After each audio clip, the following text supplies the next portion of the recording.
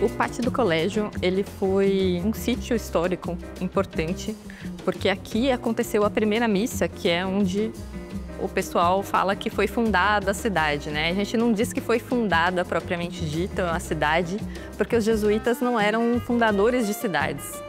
Os jesuítas, eles construíam igrejas, colégios, com a missão da catequização. Então, aqui foi isso exatamente o que aconteceu aqui nesse local. Eles chegaram e construíram um colégio e uma igreja. Na verdade, no início não era essa construção toda que a gente vê aqui hoje, né? Na verdade, era algo mais próximo de uma cabana, muito simples. Por questões de segurança e também relacionadas ao cumprimento da missão, foi escolhido esse lugar, que é muito estratégico, porque ele está localizado num plano mais alto, né, num planalto, entre dois rios.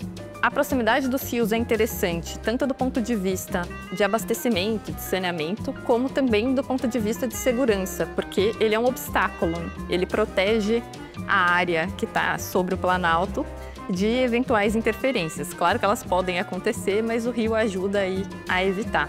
Também pela proximidade com os povos indígenas aqui da região, esse era um local estratégico para o desenvolvimento da missão dos padres jesuítas.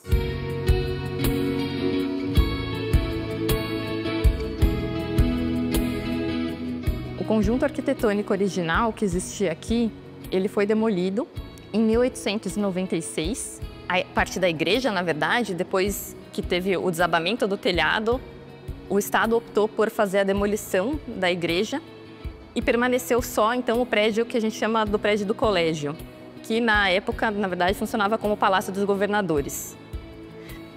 Mais posteriormente, em 1953, toda a construção foi demolida e esse terreno depois foi devolvido para a Companhia de Jesus e o complexo inteiro foi reconstruído a partir de 1954.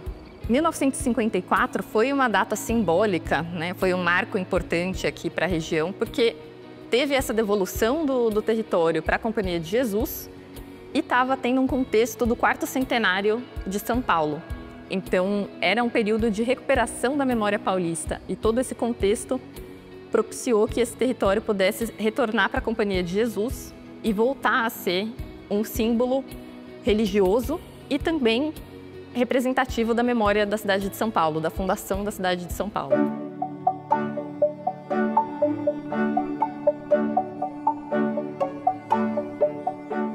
Essas paredes, elas são um remanescente arqueológico do que sobrou da construção que a gente diz que é original, da primeira construção que teve aqui no pátio do colégio. Essa construção é da parte do colégio mesmo, porque tem uma outra parte que é a igreja, e aqui a gente estaria mesmo em uma das paredes do antigo colégio. Essa parede, ela data da segunda metade do século XVI, e ela é construída com uma técnica, como diz o próprio nome, que é a taipa de pilão. Diferente das estruturas que a gente conhece mais modernas, que são baseadas em pilares e vigas, essa parede é a sustentação do edifício, a parede em si, que a gente chama de maciços de taipa. Então a gente consegue ver um deles aqui. Essa construção era feita a partir dos taipais, que eram caixotes de madeira, daí o nome, a partir dos quais a gente apiloava a terra, um composto, na verdade, que tinha terra, tinha argila, tinha elementos animais e elementos vegetais para dar a liga, né, e a resistência dessa parede. Isso tudo era apiloado dentro desses caixotes, eles secavam e eram montados uns em cima dos outros sucessivamente.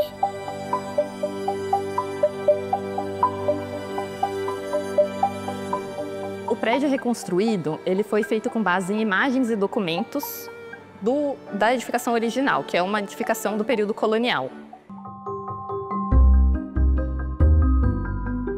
Agora a gente está no prédio que é efetivamente da igreja, a Igreja São José de Anchieta. Essa igreja, ela passou por uma reforma em 2009, que foi feita pelo arquiteto Cláudio Pastro e artista, né? Artista sacro Cláudio Pastro. Essa reforma ela teve como princípio um documento que partiu de uma reunião eclesiástica, que é o Concílio Vaticano II, que ele estabelece alguns critérios para organizar o espaço litúrgico e orientar a construção de igrejas e reformas também de igrejas já existentes. Uma das questões que diz no Concílio Vaticano II é que a Assembleia ela deve se dar em torno do altar. Aqui a gente tem uma partição bem clara entre o presbitério, que é o local onde fica o altar, e a sede, que a gente consegue ver ali com aquele arco dourado no fundo, e a Assembleia. Porém, essa distribuição das cadeiras ela foi feita dessa forma, de que algumas estão de lado e outras de frente, para dar essa intenção de que a Assembleia está abraçando o altar.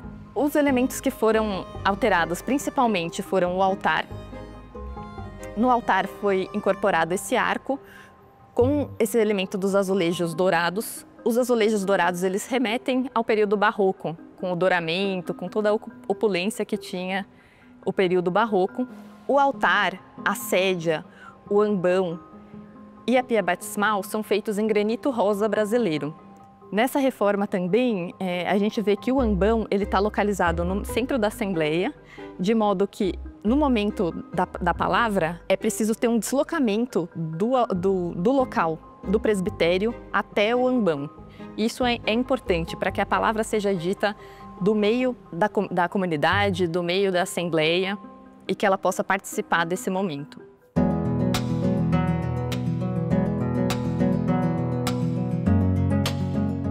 A gente não costuma chamar esse prédio de edifício monumento, mas eu acho que ele pode ser sim considerado, porque na época da reconstrução, ele foi feito como um espaço simbólico. Então, essa dimensão do simbólico e de ser algo que pudesse representar a história de São Paulo no momento da sua fundação, ela se sobrepõe enquanto um critério de projeto, porque as funções dele práticas do dia a dia, elas não são tão importantes quanto os significados simbólicos.